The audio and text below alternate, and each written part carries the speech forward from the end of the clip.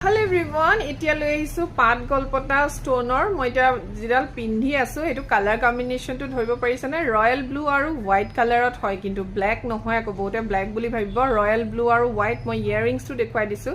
ইয়াৰিংছৰ colour যেনেকুৱা দেখিছে same তেনেকুৱা হ'ব গলপটা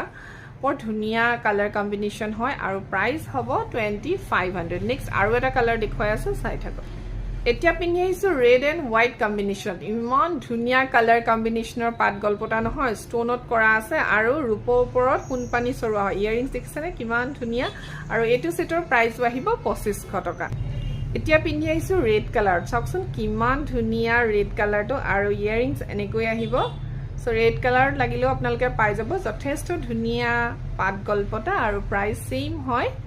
2500 টকা 2500 টকাতে আপোনালোকে লব পাৰিব এতিয়া পিন্ধি আহিছো বেবি পিংক কালাৰ ইমান ধুনিয়া কালাৰ